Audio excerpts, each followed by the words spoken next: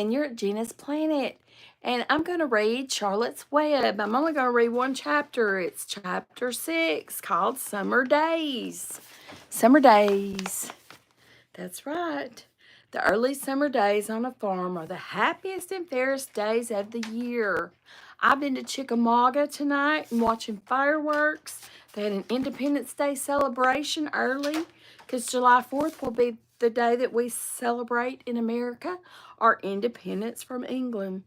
So that is coming up, and so we're already having celebrations where they're shooting off fireworks. And I went to one of those earlier, and I posted some pictures on my Facebook, and I posted some pictures on Instagram of some fireworks this evening. And I went to Raven's Lore. It's a new bookstore that's in Calhoun, Georgia on exit 312 today. And so if you look on, I think it's my Instagram on Content Creator Gina, there is a video about the bookstore, but this is called Charlotte's Web. I'm on chapter 6. That's a V and an I, Summer Days. The early summer days on a farm are the happiest and fairest days of the year. Lilacs bloom and make the air sweet and then fade. Apple blossoms come with the lilacs, and bees visit around among the apple trees. The days grow warm and soft. School ends, and the children have time to play and to fish for trouts in the brook. It's not a very, it's Avery, silly. Avery often brought a trout home in his pocket, warm and stiff and ready to be fried for supper. Now that school was over, Fern visited the barn almost every day to sit quietly on her stool. The animals treated her as an equal. The sheep lay calmly at her feet. Around the 1st of July, the workhorses were hitched to the mowing machine, and Mr. Zuckerman climbed into the seat and drove into the field. All morning you could hear the rattle of the machine as it went round and round, while the tall grass fell down behind the cutter bar in long green swaths. Next day, if there was no thunder shower, all hands would help rake and pitch and load, and the hay would be hauled to the barn in the high hay wagon, with Fern and Avery riding at the top of the load. Then the hay would be hoisted sweet and warm into the big loft until the whole barn seemed like a wonderful bed of timothy and clover. It was fine to jump in and perfect to hide in, and sometimes Avery would find a little grass snake in the hay and would add it to the other things in his pocket. So he's got a stiff fish and a green grass snake, huh? Early summer days are a jubilee time for birds. In the fields around the house and in the barn, in the woods, in the swamp, everywhere, love and songs, nests and eggs, from the edge of the woods and the white-throated sparrow, which must come all the way from Boston, called, "Oh, Peabody, Peabody, Peabody," on an apple bough, and Phoebe teeters and wags its tail and says, "Phoebe, Phoebe." The song sparrow, who knows how brief and lovely life is, says, "Sweet, sweet, sweet, interlude, sweet, sweet, sweet, interlude." If you enter the barn, the swallows swoop down from their nests and scold, "Chicky, chicky," they say. In early summer, there are plenty of things for a child to eat and drink and suck and chew. Dandelion stems are full of milk. Clover heads are loaded with nectar. The Frigidaire is full of ice-cold drinks. Everywhere you look is life. Even the little ball of spit on the weed stalk, if you poke it apart, has a green worm inside it. And on the underside of the leaf of the potato vine are the bright orange eggs of the potato bug. It was on a day in early summer that the goose eggs hatched. This was an important event in the barn cellar. Fern was there, sitting on her stool, when it happened, except for the goose herself. Charlotte was the first to know that the goslings had at last arrived. The goose knew a day in advance, and they were coming, and she could hear their weak voices calling from inside the egg.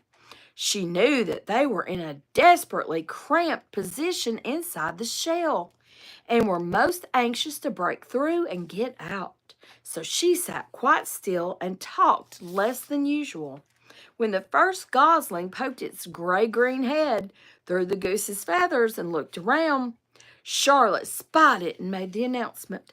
"I am sure," she said, "that every one of us here will be gratified to learn that after 4 weeks of unremitting effort and patience on the part of our friend the goose, she now has something to show for it.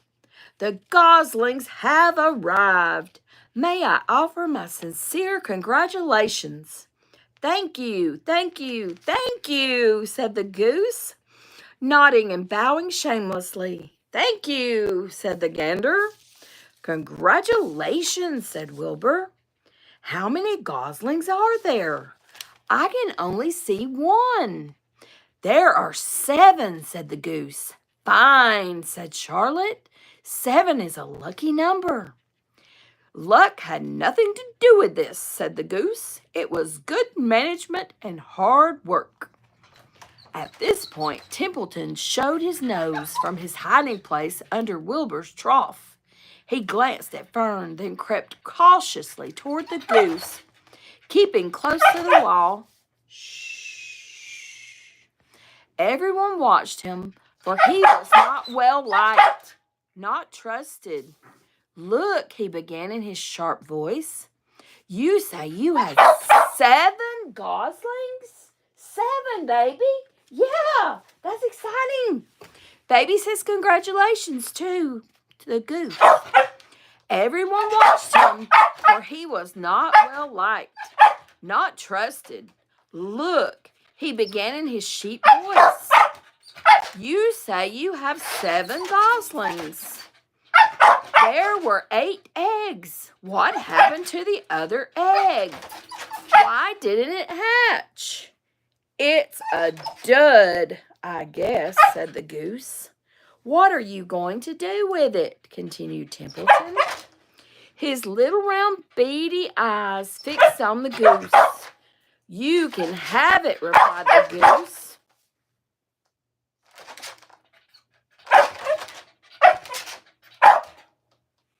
Uh-oh, she's going to give the egg to Templeton, continued Templeton, his little round beady eyes fixed on the goose.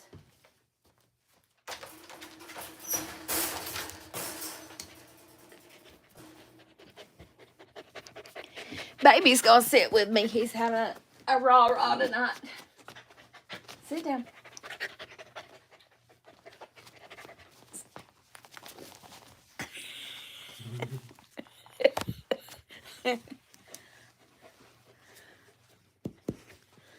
Easy, baby. Uh-oh, we dropped our book. Baby's going to eat it now. Maybe not. Maybe not.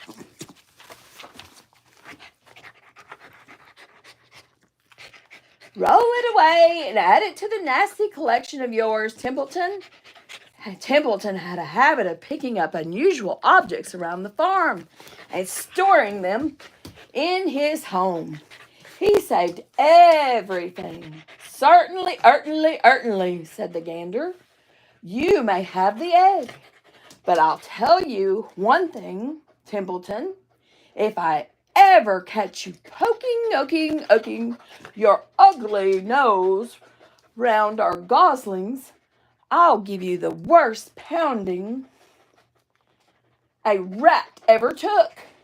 And the gander opened his strong wings and beat the air with them to show his power. He was strong and brave, but the truth is,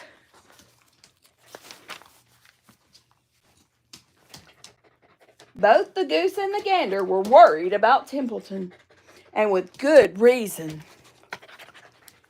The rat had no morals no conscience, no scruples, no consideration, no decency. And that heavy breather is Baby. Baby is a heavy breather. He sticks out his tongue and he breathes heavily. That's my dog. Yes, it is. He is making his debut with his breathing apparatus. And that tongue. Oh, he might lick the words off my page before I get them read.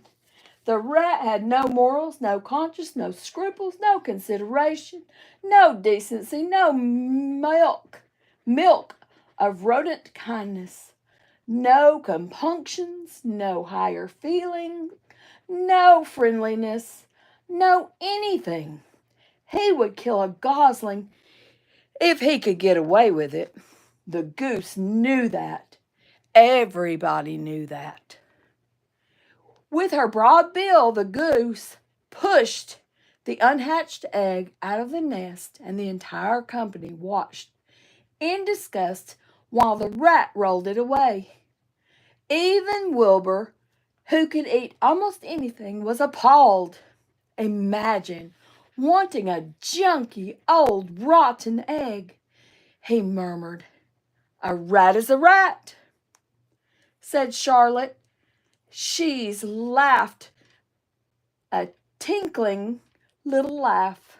But my friends, if that ancient egg ever breaks, this barn will be untenable. What's that mean? Asked Wilbur. It means nobody will be able to live here on account of the smell. A rotten egg is a regular stink bomb. I won't break it, snarled Templeton. I know what I'm doing. I handle stuff like this all the time.